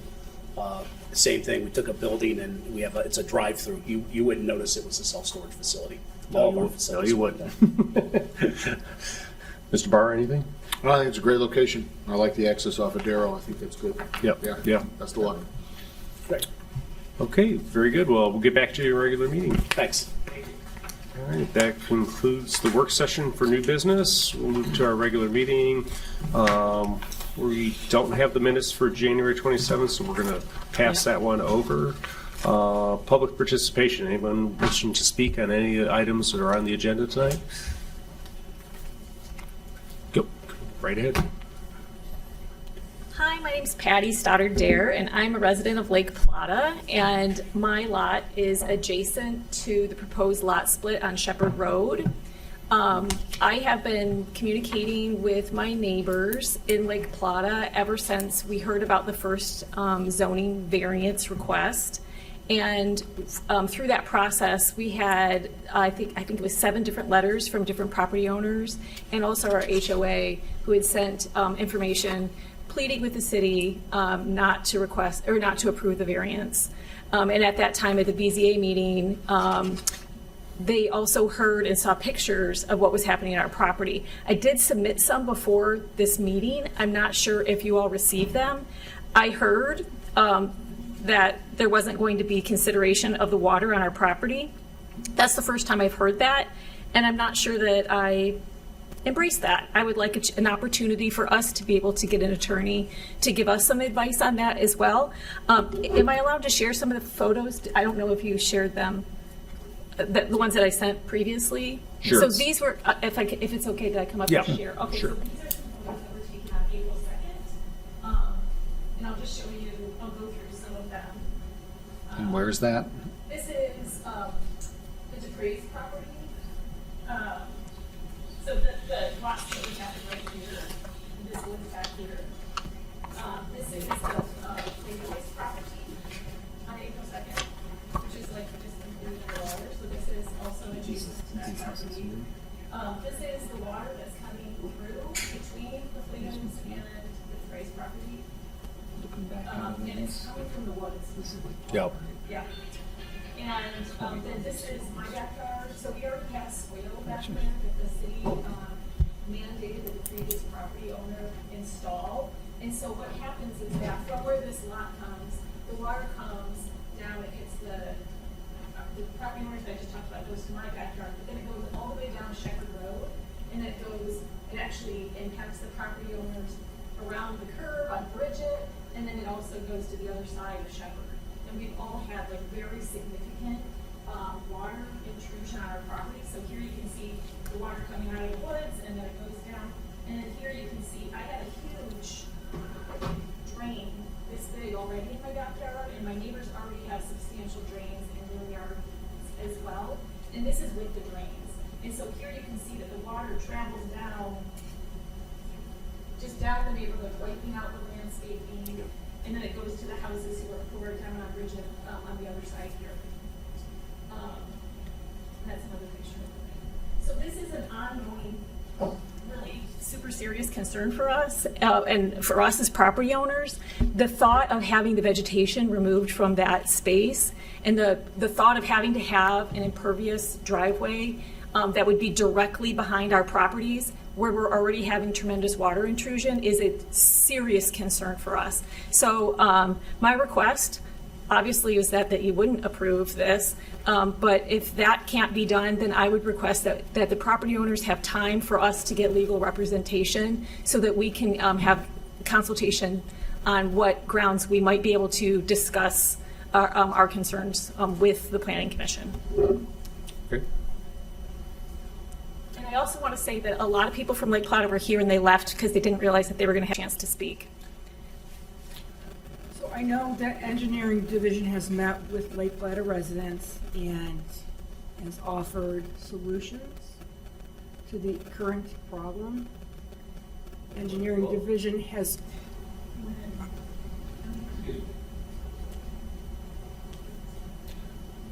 Amy Moore not met with Andrew Drive residents? I met with Amy Moore, and also my neighbor met with Amy Moore. I'm trying to think of who, so I think there was 3 neighbors that met with Amy Moore. Her suggestion was that we pool together and pay thousands and thousands and thousands of dollars to put in a storm sewer in the yard, because Shepherd Road doesn't have storm sewer, and Chamberlain, is my understanding, also doesn't have a storm sewer. So like, we don't have anything to connect into. And the property owners have already actually had great expense to our own properties already to try to mitigate the water and try to put in some drains. So it wasn't anything that we could afford in terms of a solution, because the infrastructure is just not really there for us to connect to, is my understanding. That is accurate. There are no public easements. There are no city easements. It's all on private land. So from that perspective, it's a private property owner issue. And I think solutions would involve somebody dedicating an easement on their private property. And that is a tough sell. And I can sympathize with you folks, but understand what we're doing here is a lot split, and as Ms. Muter pointed out, it's legal, and we really have no basis to deny it. Now, given that, once it's granted, then there'll be development. It'll come back to planning for, site plan approval, which these issues can be addressed then. But right now, we can't address those because this is just for splitting the lots. My concern is that, once they split the lot and say that this is where the driveway is going to be, and that you've already stated that the driveway would need to be made out of cement, it's taking away the vegetation that's absorbing some of the water, and then it's going to be an on-ramp because this all goes downhill towards our property. So I'm not sure about the easement that you're talking about. What we heard is it was like numbers in like the $20,000, $30,000 to try to connect, and they suggested, well, maybe you can ask Lake Plata that they can put something in. What we're asking is that things aren't made worse for us, because if things get worse, it's going to flood the interior of my house. And I have a furnished basement, and most of my neighbors do as well. And so, this is going to be a devastating loss of our property value if that happens. We can't, as you can see, absorb any more water. What we've been told by the city engineer is that they have to, the property owners of the Shepherd Road property, that they have to show how much, the rate of water.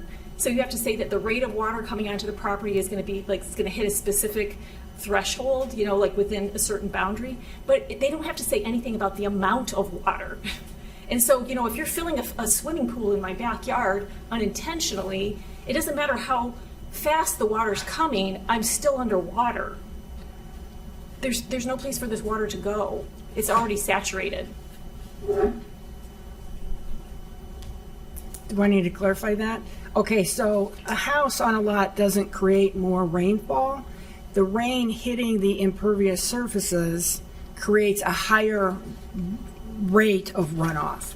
So the task at hand through city regulations is to maintain the same rate of runoff as pre-development runoff. So for it to not be worse than it is now, not coming faster than it is coming now off of that site.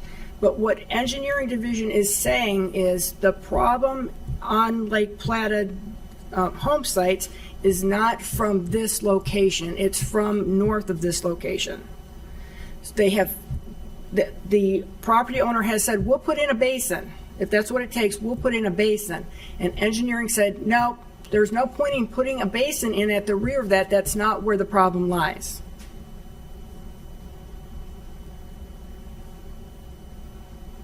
Can we share the picture? Did it show it coming right out of that property? Because I don't want to challenge the city engineer at this point. Because we did meet with her. She goes, we could pay for it ourselves. And there's somebody, the property owner was willing to do something, and she's saying no. She's saying it will not solve the problem that you're having. That is not the problem. And if I may speak, because our lot is directly involved in this. Could you just call the microphone so I can get on the record? I'm sorry, Patty Dupre, and my husband and I property backs up to this proposed driveway.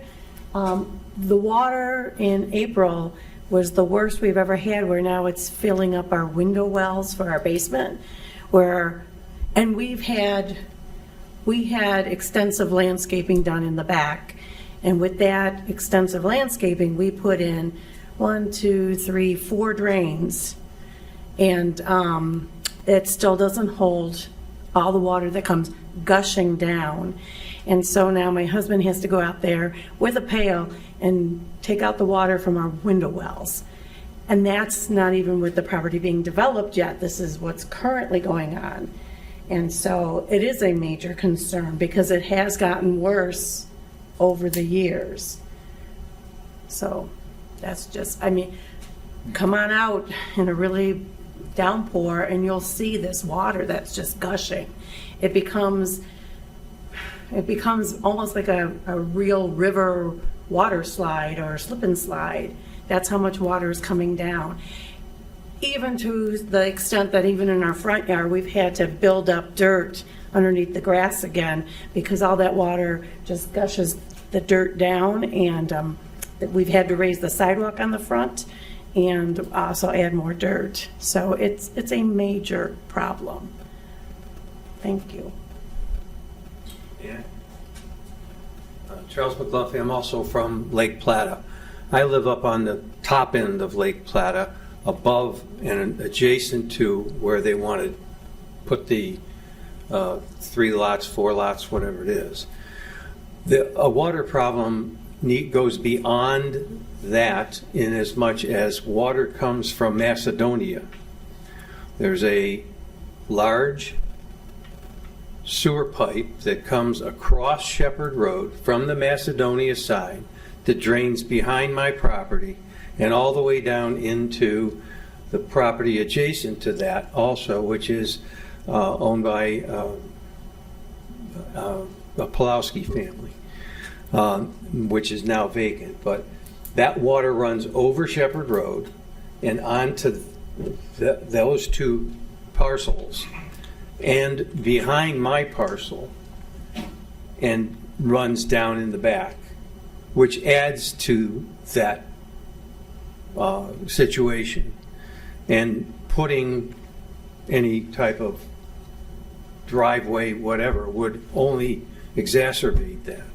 So I just wanted to I made this clear in the last, when they had the zoning meeting where they wanted to break the properties up. I brought this up and all I heard was an "oh," and no one ever came out to look at that situation either, where the drain comes through on Shepherd Road.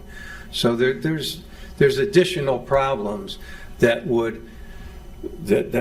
there's a problem that already exists that creates that problem that no one's looked at, and that would just increase that flow of water too, coming across Shepherd Road. Everything runs down from Shepherd Road. Thank you. All I was going to say, Mr. Chairman, is I live in Lake Plata as well. I live on the top lot. I'm not in the area of impact here, but I've heard from a lot of my neighbors, and this is my ward too. I will just offer, I don't see anything wrong with holding this until the next meeting. I wouldn't mind talking with our legal counsel But I do want to say for the record, I know I saw a lot of my neighbors out in the audience this evening before the end of the school presentation. I know there's a lot of concern. I think those who have spoke here are in the most directly impacted area. I don't know if it's all of them. And I understand what our legal standards are and what we can vote on. But I know there's a lot of concern from my neighbors just to my northwest. Any objections to Albany? Lynn, are we okay? And why are we postponing it? To get legal counsel? I would like to ask him some questions. Okay. Yes. Mhm. Mr. Barr, anything? It's ultimately up to the commission. It's up to the commission. The applicant has met with the city's attorney, and the applicant's attorney has met with our law director, and this is the solution that was approved by the law director and the engineer. I understand. Can we get These are outside of those questions. I understand. Can we get something in writing from the law director for guidance then? Yeah, it sounds like Mr. Walker has some specific questions. Yeah, so. It sounds like that there was a meeting between attorneys that were representing the people who own Shepherd Road and the city, but the attorney that wasn't present was someone that was representing our interests. And so we want to have an opportunity to have our interests represented. Very well. So we're going to hold it. Yeah, I agree. Yeah, I mean, we would not want to put something that would make the situation worse for you. I mean, hopefully there's an opportunity to improve your situation. That's what I'm looking for. What that might be. I suppose I'd only caution the planning commission if everything is in compliance. I mean, I don't know the legal ramifications of tabling this as opposed to acting on it this evening. Yeah, I don't know if there's a time frame that I know if we were in a township scenario, we would have 7 days to approve this. And then we would run afoul if all conditions were met. But I don't know how that translates to a municipal scenario. What's our next scheduled meeting? It's a month. It's 1 month out. Yeah. As long as you have. I don't think that time frame applies to us. Okay. I'm in support of Mr. Walker's motion. So, I'll second it. we have a motion to table till next meeting. Second by Mr. Second. Shipley. Okay. I'm going to do a roll call on that one. Sure. So a motion to postpone the Shepherd Road lot split till the next meeting. Mr. Walker, Yes. Mr. Shipley, Yes. Mr. Hogler, Yes. Mr. Shebeck. Yes. So we'll take that up next meeting. We'll get a couple things cleared up so we're all on board. I'll try and give him a call tomorrow.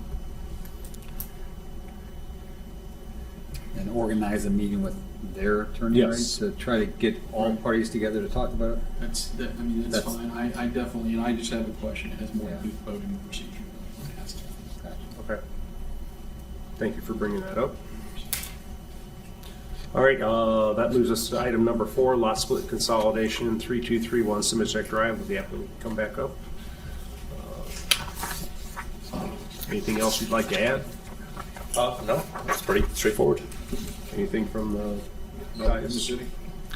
All right, based on that, I make the motion upon reliance on representations made by the applicant and their representatives, along with the submitted application for a lot split and consolidation of permanent parcels 64-09682 and 64-09683.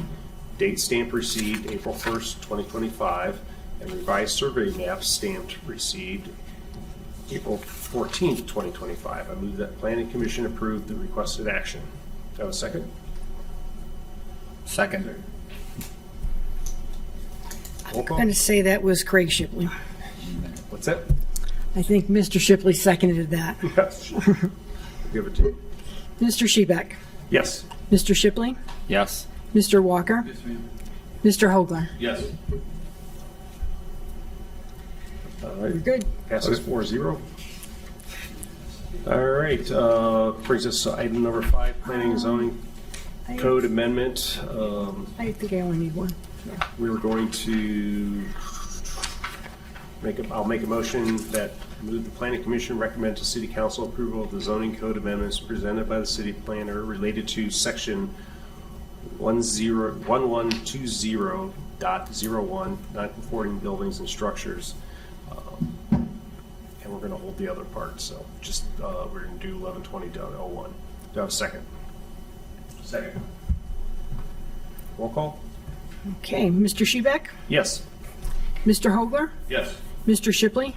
Yes. Mr. Walker. Yes. All right, that passes 4-0. Zoning map amendments, rezoning request 9392 Ravenna Road. Make the following, is there anything else on that one?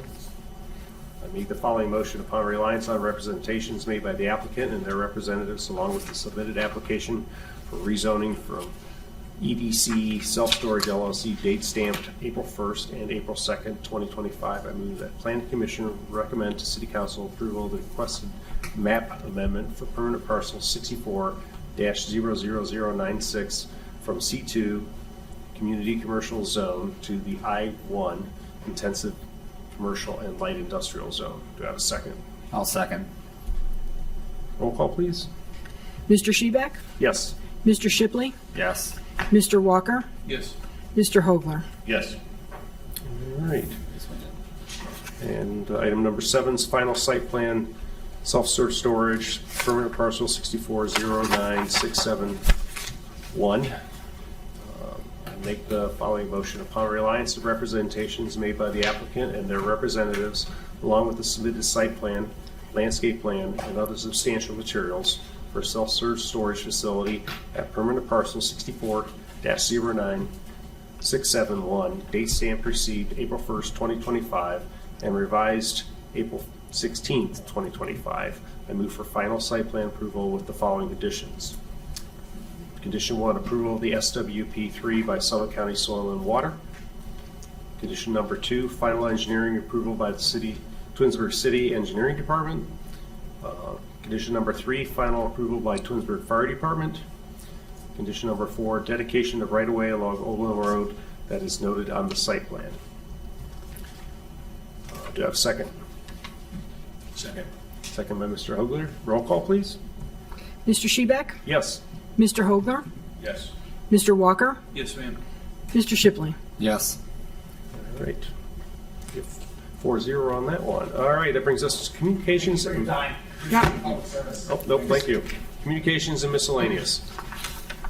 Then anything on the horizon other than we have to revisit the lot split?